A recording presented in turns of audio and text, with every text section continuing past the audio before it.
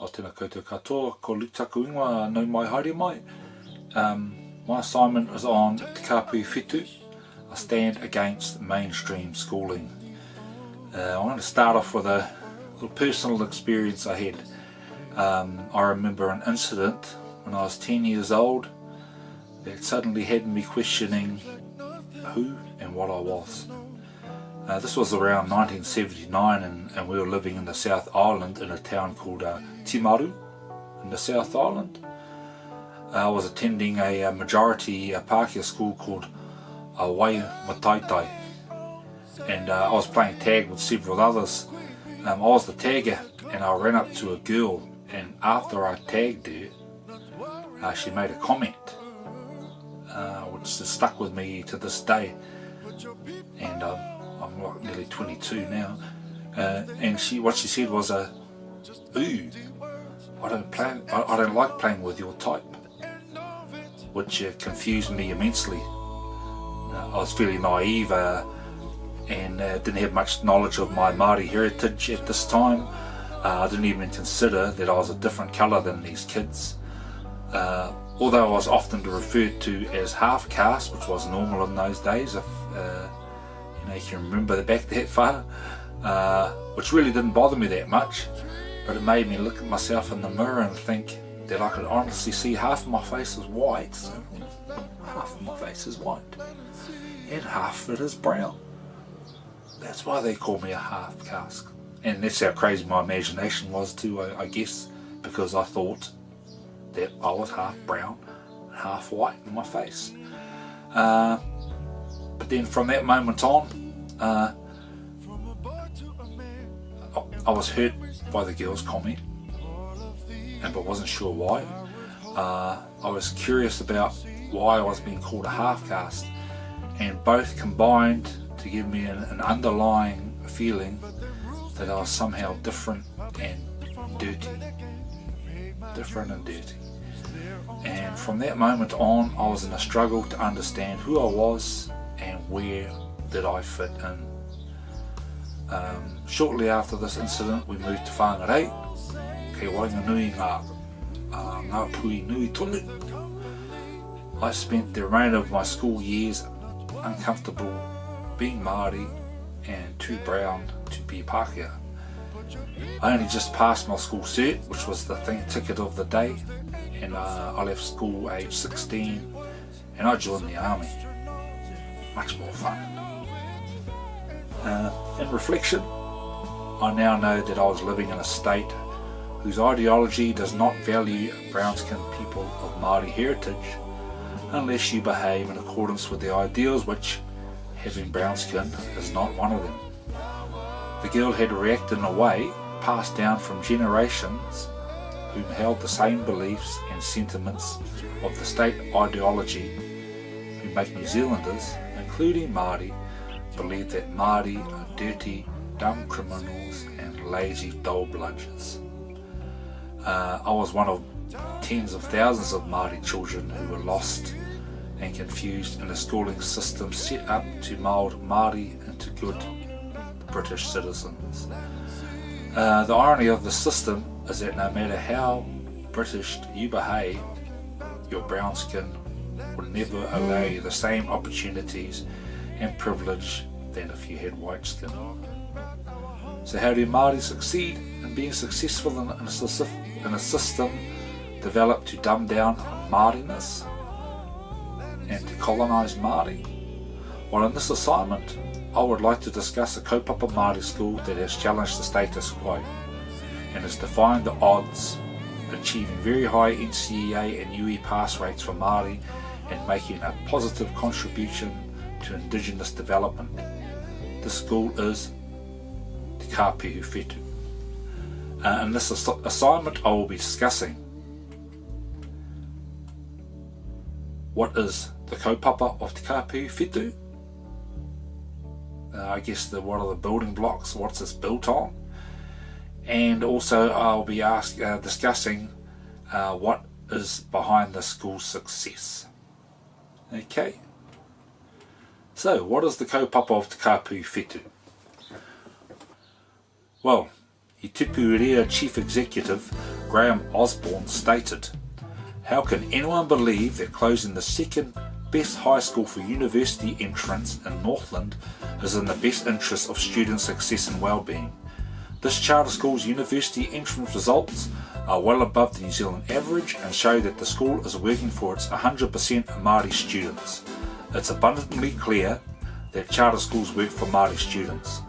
This school's 2017 university entrance results are the second highest in Northland and well above the New Zealand average. Why shouldn't younger Māori students be given the same opportunity to achieve at this school?" And that was from Scoop 2018. In New Zealand, the school system is the #1 colonising tool of the state. One of the reasons Māori fail in it is because of the inherent nature of undervaluing Māori and Māori culture.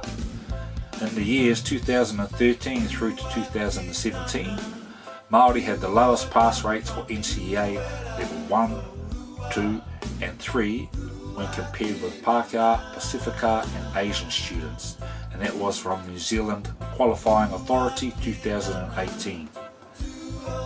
Raewyn Tipene, CEO of E Punamarama Trust and founding member of Mokopuna Childcare Centres, the Leadership Academy of A Company, Painuku, which is the primary school, and now Te Kapu Whetū, which is the intermediate secondary school, says that the school is making a stand against mainstream schooling, which is failing Māori. The school falls under the korowai of the 28 Māori Battalion A Company, which was the Ngāpui contingent during World War II. Using the examples of the men who served in the battalion for their leadership, and also using the 28 as a reminder of the sacrifices Māori have made to get a better quality of life in their own country. The permission for the school to use A Company as their korowai was signed off by the last surviving members of A Company in 2009. Upon hearing the news of the sign-off for the Leadership Academy of A Company, which is the tuakana school to Te Kapu Whetū, and which was Te Kapu Whetū was built on, Matua Whakahoro Sol Te Whata exclaimed, "You beauty, our legacy will live on." And these words were immortalised in the haka Ai Marika, which is performed by every single cadet who graduates into the Leadership Academy of A Company, which is now the leadership stream of Te Kapu Whetū for boys.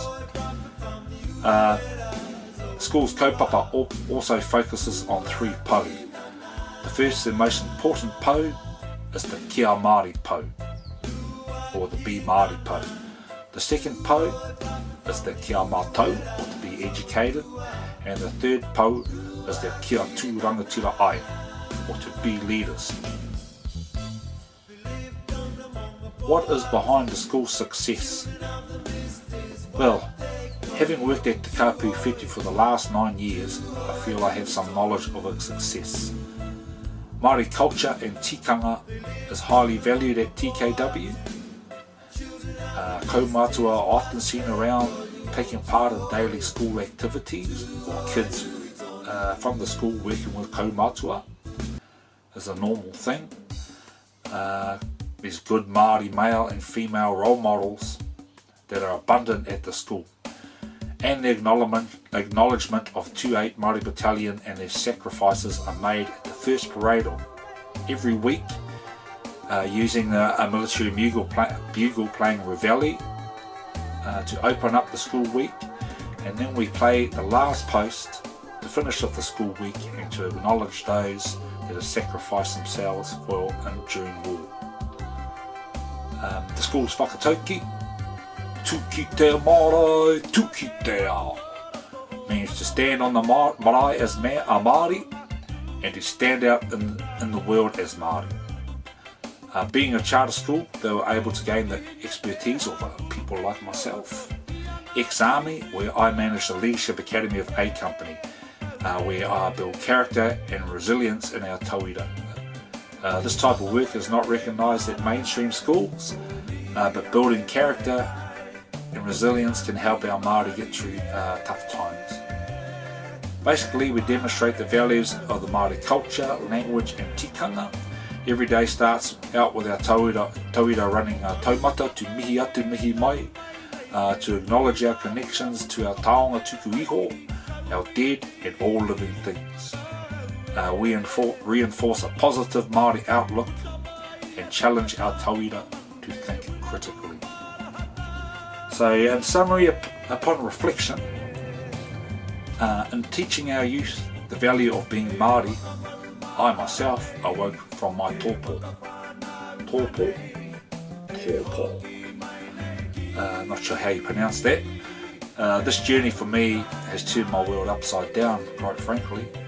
Things I thought were normal now seem absolutely crazy and ludicrous to me.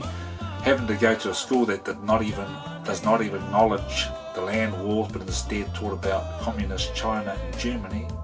Having to go to a school as part of the law, it seems crazy to me also. We got no choice but to go. So many people telling us what we should do and what we shouldn't do. What I like about the Kapui Whetū is that they are making the most out of a system designed to turn Māori into good British citizens, and in turning Māori back into good Māori citizens of the world. Nō reira, ngā mihi kia koutou katoa, kia koe a matua kuku mō o tautoko, mō tēnei tau, mō ēnā tau, tēnei te mihi kia koutou katoa.